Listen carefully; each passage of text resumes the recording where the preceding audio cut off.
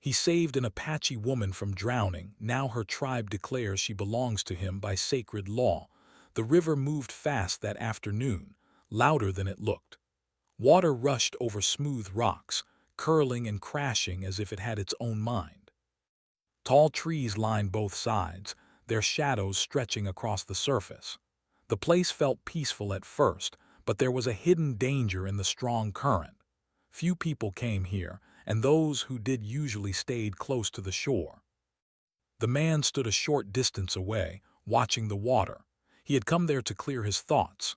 Life had been heavy lately, filled with long workdays and quiet nights. Nature was the only place where his mind felt calm. He had visited rivers like this before, always careful, always respectful of their power. He was about to turn away when something felt wrong. At first he thought it was just the sound of the river changing, but then he heard it, a sharp gasp, followed by splashing that didn't match the river's rhythm. His eyes scanned the water quickly. Near the center he saw a figure struggling. A woman. Her arms moved wildly as the current pulled her downstream. For a second he froze. The water there was dangerous, he knew it. The current was strong enough to drag even a good swimmer under. Fear rose in his chest, heavy and sudden. His mind warned him of the risk. One wrong move and both of them could be lost. Then he saw her face. It appeared for only a moment above the water, but it was enough. Her eyes were wide with panic. She tried to call out, but the river swallowed her voice. In that instant, fear disappeared from his thoughts. There was no plan, no careful thinking. His body moved before his mind could catch up. He dropped his bag, kicked off his shoes, and ran. Cold water hit him hard as he jumped in. It stole his breath and shocked his muscles, but he forced himself forward. Every stroke felt heavier than the last. The river pushed against him like an invisible wall, pulling him sideways, trying to throw him off balance. The woman went under again. His heart pounded harder. He fought the current with everything he had, pushing his arms forward, kicking against the pull. When he reached her, she was barely conscious, her movements weak and uncoordinated. He grabbed her arm, but the river dragged them both under for a moment. Darkness surrounded them. Water filled his ears, his nose, his mouth. Panic rushed in, sharp and burning. He forced himself to stay calm, remembering advice he had once heard: don't fight the river head-on. Use its movement. He shifted his body slightly, letting the current carry them sideways while he kept her head above water. When they broke the surface again, he gasped for air. His arms shook with effort. He wrapped one arm around her shoulders, holding her close and focused on reaching the shore. Every second felt like a full minute. The rocks near the edge were slippery, but he pushed forward, scraping his knees and arms without caring. Finally, his feet touched solid ground. He pulled her out of the water, collapsing onto the bank with her still in his arms. For a moment, everything was silent except for the river. He lay there, chest rising and falling fast, lungs burning. His hands trembled as he checked her face. She was breathing, shallow but steady. Her skin was cold and her dark hair clung to her face and neck. She coughed suddenly, water spilling from her mouth. Relief washed over him so strongly that he almost laughed, almost cried.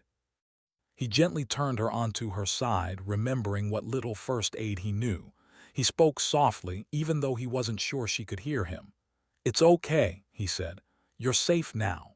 Her eyelids fluttered. She looked confused, her gaze unfocused. For a moment her eyes met his, and something passed between them, fear, gratitude, and shock all mixed together. Then her eyes closed again. He stayed beside her, watching closely, afraid to move too far away. The wind brushed against his wet clothes, sending a chill through his body, but he ignored it. All that mattered was that she stayed alive. Minutes passed. Then he heard footsteps. He turned his head sharply, alert. Several people appeared from the trees, moving quickly toward them. Their expressions were serious, their posture strong and confident. They spoke to each other in a language he didn't understand, voices low but urgent. One of them knelt beside the woman immediately, checking her breathing with practiced care. Another looked at the man closely, not hostile but watchful. He raised his hand slightly, a natural sign that he meant no harm. "She was drowning," he said quickly. "I pulled her out." The group exchanged glances. The woman on the ground stirred again, coughing softly. When she opened her eyes this time, she focused on the faces around her. Recognition flashed across her features. She spoke a few quiet words to them, her voice weak but clear enough to calm the tension. The man noticed the change immediately. The cautious look softened. One of the elders nodded slightly, a small but meaningful gesture. They helped the woman sit up, wrapping a blanket around her shoulders. Only then did the man realize how cold he was, how tired his body felt. Adrenaline had carried him through, but now it faded, leaving behind aching muscles and shaking hands. The woman looked at him again. This time her eyes were steady, deep brown, filled with something that was hard to describe. Gratitude, yes, but also something deeper, something thoughtful. She studied his face as if trying to remember every detail. He felt awkward under her gaze and looked away briefly. "I didn't think," he said quietly. "I just saw you," she nodded slowly, as if she understood without needing more words. The people with her spoke again among themselves. He caught only a few English words: river, life, saved. Their tone carried weight, seriousness beyond the situation itself. He sensed that this moment meant more than just an accident to them. After some time, they helped the woman to her feet. She was still weak, leaning on two of them for support. Before they led her away, she turned back. She walked toward him slowly, stopping just a step away. "Thank you," she said. Her voice was calm but emotional, like someone trying to keep control. "You didn't know who I was. You still came." He shrugged slightly, uncomfortable with praise. "Anyone would have." She shook her head gently. "Not everyone does." For a moment, neither of them spoke. The river continued its endless movement behind them, unaware of the lives it had nearly changed forever. Then she was guided away, disappearing into the trees with her people. The man stood there alone again. The quiet returned, but it felt different now. Heavy. Full of meaning he couldn't yet understand. He gathered his things slowly, his thoughts racing. He told himself it was over. An accident, a rescue. He had done what anyone should do. Still, something inside him felt unsettled. He glanced once more at the river before leaving, unaware that his simple act of courage had already set something ancient into motion, something that would follow him long after this day, long after the sound of rushing water faded from his ears. The next morning, the man woke up, with the river still fresh in his mind. His body ached in places he didn't remember hurting before. His shoulders were stiff, his arms sore, and there were small cuts on his hands and knees from the rocks. As he sat up on the edge of the bed, the memory of the woman's face returned clearly. Her eyes. The way she had looked at him before being led away. He told himself again that it was finished. People helped people. That was all. He went through his day slowly, distracted. At work, he stared at his screen without really seeing it. Sounds around him felt distant. More than once he caught himself listening for rushing water that wasn't there. He tried to laugh it off, telling himself he was just tired. By late afternoon there was a knock at his door. It wasn't loud, but it was firm, confident. He hesitated before opening it, unsure why his heart suddenly beat faster. When he pulled the door open, he saw two men and one woman standing outside. They were dressed simply, their expressions calm but serious. He recognized them immediately as part of the group from the river. "May we speak with you?" one of the men asked politely. He nodded, stepping aside to let them in. They didn't look around much once inside. They stood where they were as if they didn't want to make themselves too comfortable. The woman spoke next, her voice gentle but steady. "She is safe," she said, "because of you." A quiet relief spread through him. He hadn't realized how much he needed to hear those words. "I'm glad," he replied. "I was worried." They exchanged brief looks, then the older man spoke. "She wishes to see you." That surprised him. Is she okay enough for that? Yes, the man said. She asked for you by name. We told her where to find you. The man frowned slightly. I didn't give my name. The woman smiled faintly. You did not need to. There was something about the way she said it that made him uneasy, though not afraid, curious more than anything else. Where is she? He asked. Come with us, the older man said, if you are willing. He hesitated again. Every sensible part of him said to decline. He had already done enough. Getting involved further felt unnecessary, maybe even risky. But another part of him, the same part that had jumped into the river without thinking, pushed him forward. All right, he said. I'll come. They drove for some time, leaving the town behind. The road became narrower, surrounded by open land and distant hills. The sky stretched wide overhead, clear and bright. As they traveled, no one spoke much. The silence wasn't uncomfortable, but it was heavy with meaning. When they arrived, he realized they were near the land he had unknowingly approached the day before. Several buildings stood at a distance, simple but well kept. People moved about calmly, some stopping to watch as he stepped out of the vehicle. He felt like a stranger in a place that followed rules he didn't know. They led him to a shaded area where the woman sat on a wooden bench. She looked stronger now, wrapped in a light shawl. When she saw him, she stood up slowly. For a moment they simply looked at each other. Thank you for coming, she said. I didn't know if I should, he replied honestly. But they said you wanted to see me. She nodded. I did. They sat down, facing each other. The people who brought him stepped back, giving them space but staying close enough to watch. He noticed that no one seemed hostile toward him. Their looks were thoughtful, curious, and serious. I don't remember everything, she said softly. The water was strong, the noise. The fear, but I remember you. He listened quietly. I remember sinking, she continued. I remember thinking that I had no more strength. Then I felt your hand. Her voice remained steady, but her fingers tightened around the edge of the bench. You did not hesitate, she said. That matters to us. I didn't think, he repeated. I just acted. She smiled slightly. Sometimes that is more important than thinking.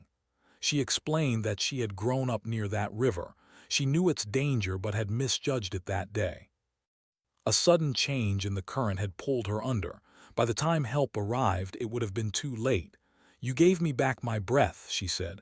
My future. He shifted uncomfortably. I'm just glad you're all right. She studied him carefully, as if trying to understand who he was beyond that single moment.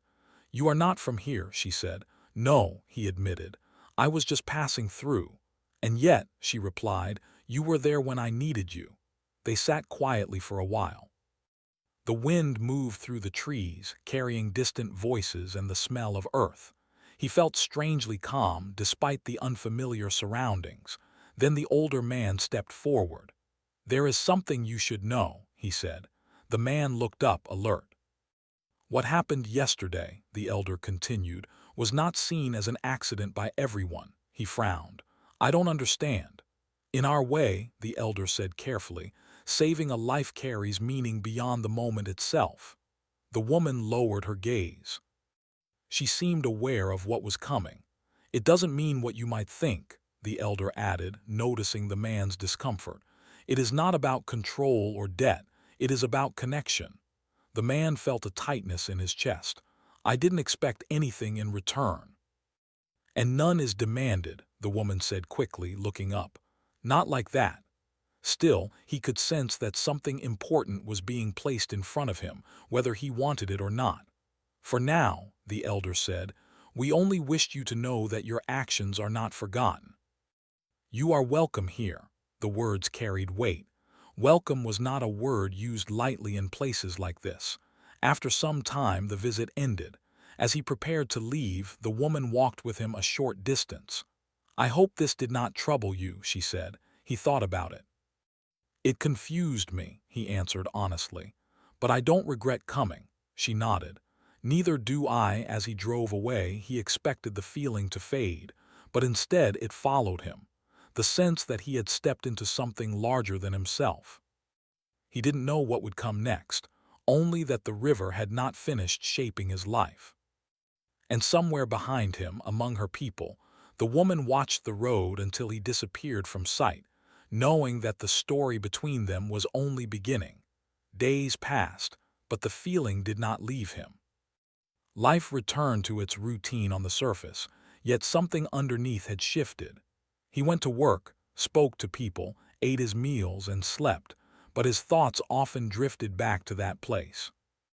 To the quiet land, the calm faces, and most of all, to the woman whose life had crossed his in such an unexpected way. He told himself he was overthinking it. Still, when the invitation came again, he was not surprised. This time, it was just one person who came to see him. The same older man from before. He arrived in the early evening, standing at the door with patience, as if he already knew he would be welcomed inside. "We would like you to return," the elder said after greeting him. "There are things that should be spoken of openly." The man took a slow breath. "About what?" "About the river," the elder replied, "and what followed." He agreed to go, though his mind was full of questions. The drive felt shorter this time, familiar even. When they arrived, the air felt calm but serious. People moved with purpose, and quiet conversation stopped as he passed. He noticed something new: respect, not praise, not celebration, just a steady awareness of his presence, as if he mattered in a way he did not yet understand. They gathered in a large open space where several elders sat in a circle. The woman was there too. She sat among them, calm and composed, but when she saw him, her eyes softened. He felt a strange pull then, not excitement, not fear, something deeper. A sense of being connected to the moment, unable to step away. He was invited to sit. The oldest elder began to speak. His voice was slow, measured, each word chosen with care. "In our way," he said, "life is not only breath and movement, it is spirit. When a life is nearly taken by nature and returned by another human hand, that moment is not empty, it carries meaning." The man listened closely, hands resting on his knees. "The river does not choose without reason," the elder continued. "And neither does the spirit that moves through all of us." The man shifted slightly. "I didn't plan anything," he said. "I don't believe I was chosen." The elder nodded. "Choice does not always feel like choice to the one who acts." The woman spoke then, her voice calm but clear. "What he did was not small," she said. "He did not know me, he did not know our ways, yet he risked his own life." She looked at him, not with pressure but honesty. "That matters." The elders explained gently, carefully, knowing he came from a different world. Long ago, their people had lived by laws shaped by survival, respect, and balance. One of those laws spoke of life-saving acts. When someone pulled another back from death, a bond was formed. Not ownership, not control, a responsibility of care and respect. "A bridge," one elder said, "between two lives." The man felt overwhelmed. "I didn't agree to any bond," he said quietly. "You are right," the elder replied. "You did not, that is why we speak now." The woman lowered her eyes. "This law does not force the heart," she said. "It only recognizes what already exists." Silence followed. He looked around, trying to read their faces. There was no anger there, no demand, only patience, waiting. "I don't want to disrespect your beliefs," he said slowly, "but I live differently. I don't know how to carry something like this." The elder smiled faintly. "Respect begins with honesty. That is why we trust you." The woman stood and walked a few steps away, then turned back. "I don't feel trapped by this," she said. "I feel changed. A life given back is not the same life as before." Her words stayed with him. He asked to speak with her alone, and the elders agreed. They walked together under the trees, away from listening ears. The ground was soft beneath their feet, and the evening light painted everything in warm colors. "I never wanted to cause trouble," he said. She shook her head. "You didn't. I don't want you to feel bound to me because of something I did without thinking." She stopped walking and faced him. "I don't feel bound, I feel aware. There is a difference." He studied her face. She looked strong, grounded, not someone being pushed into anything. "Do you believe in this law?" he asked. She thought for a moment. "I believe in responsibility. I believe that when someone saves you, you don't just walk away unchanged." That made sense to him. "I don't know what this means for us," she continued, "but I know pretending nothing happened would be dishonest." They stood quietly again. Over the next days, he returned often. Sometimes invited, sometimes by choice. He helped where he could, listened more than he spoke, and slowly learned. Not just about traditions, but about the people. Their laughter, their quiet strength, their way of moving together as a community. The elders watched closely. They did not push. They waited. Some among the tribe questioned the old law. They respected it but wondered how it fit in a modern world. Others believed it should remain unchanged.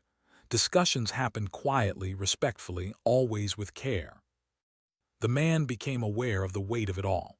He felt torn. Part of him wanted to step back, to return to the simplicity of his old life. Another part knew that stepping back would feel like running away. One evening, the elders spoke again. "The law does not command," the oldest elder said. "It reveals. What you do with that is your choice." The woman looked at the man, not asking, not pleading, just present. He took a deep breath. "I don't know where this path leads," he said, "but I know I don't regret saving you. And I don't regret being here." That was enough for now. The elders nodded. The tension eased. Nothing was declared, nothing was forced, but something had settled into place.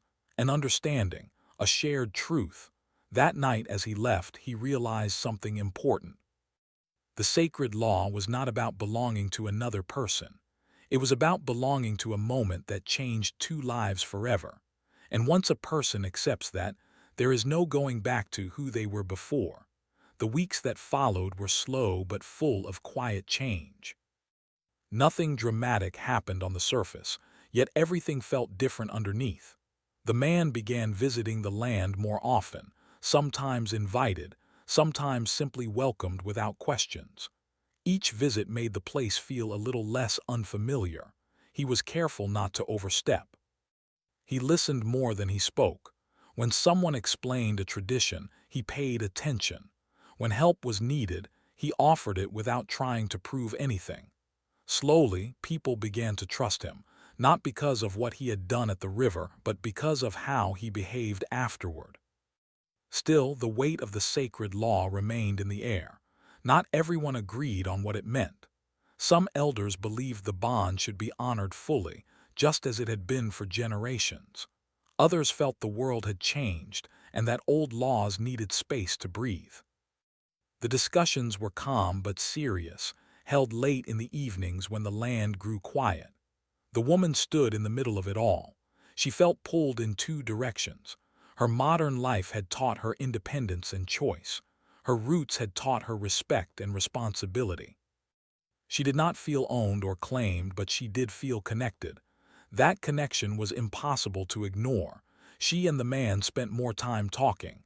They spoke about simple things at first: childhood memories, work, places they had seen. Gradually, deeper conversations followed. They talked about fear, about moments that changed them, about the strange way life sometimes placed people in each other's paths. One evening, they walked near the edge of the land as the sun went down. "I've been thinking," he said, breaking a long silence, "about walking away. Running from meaning doesn't remove it," she said gently. "It only delays it." Some warned him to be careful, saying he was getting too involved in something he didn't fully understand.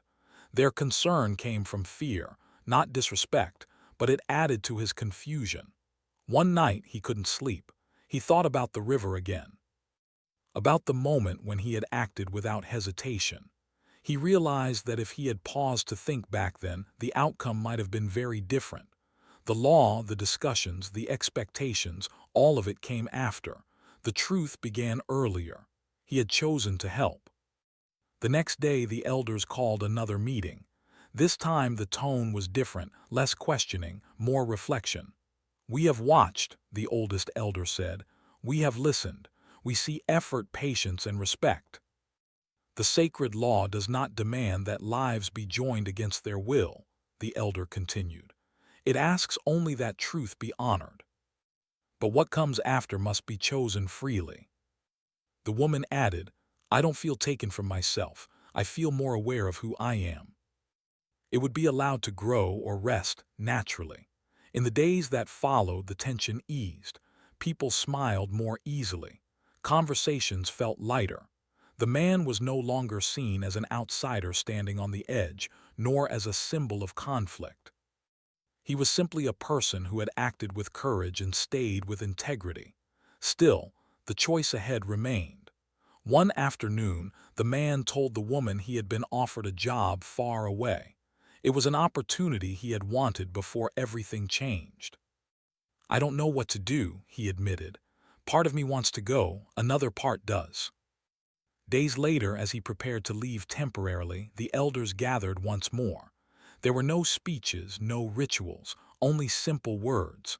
You are welcome to return, the oldest elder said. Not because of law, because of respect. This isn't an ending, she said. No, he agreed. It is.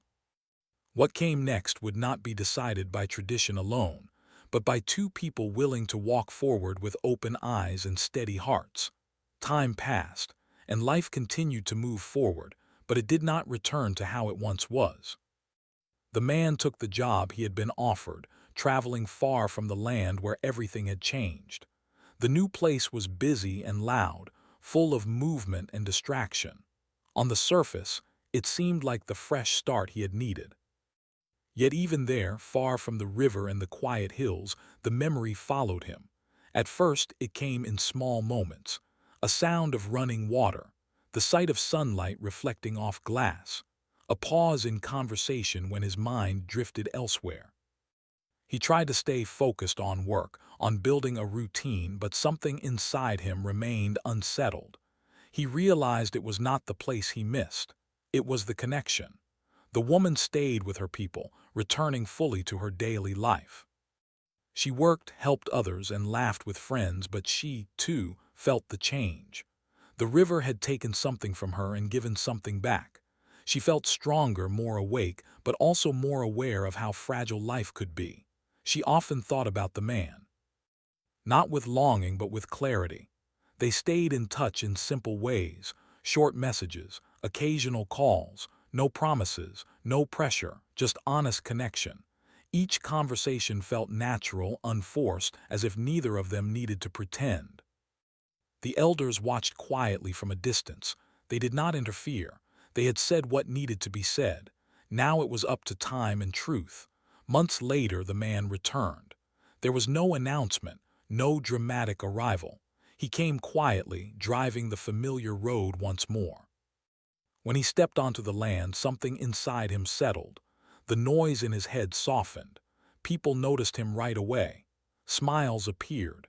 Greetings were exchanged. He was not treated as a visitor passing through, nor as someone bound by obligation. He was welcomed as someone who had earned trust. When the woman saw him, she did not rush forward. She walked toward him calmly, her expression open. "You came back," she said. "Yes," he replied. "I realized something was unfinished." They walked together, talking about everything and nothing. He told her about his work, about what he had learned being away. She spoke about changes at home, about small moments that mattered more now than before. That evening, the elders invited them to sit together. There was no formal gathering this time, just a shared space, warm firelight and quiet attention. The oldest elder spoke gently. Sacred law was never meant to trap people. It exists to remind us that actions shape lives. He looked at both of them. "What you do now is your own truth." The man took a breath. He felt no fear in that moment, only honesty. "I don't believe I belong to anyone," he said, "but I do believe in standing by the choices I make." The woman nodded. "And I don't believe I was given to anyone," she said. "But I believe that some moments deserve respect beyond words." They looked at each other. Nothing more needed to be said. In the days that followed, they spent time together naturally. No expectations, no labels. They worked side by side, shared meals, and listened to each other's stories. Their connection deepened not because of tradition but because of trust. People noticed the difference. There was balance. The elders recognized it too. The sacred law had done its work, not by forcing a path but by opening one. The bond had transformed into understanding and understanding into choice. One afternoon they returned to the river. They stood at a safe distance, watching the water move as it always had. Strong, unchanging, honest. This place started everything, the man said quietly. Yes, the woman replied, and it reminds us that life can turn in a single moment. They stood in silence, not heavy but peaceful. He understood now that saving her life had not made her belong to him. It had made him responsible for how he lived afterward, for the kind of person he chose to be.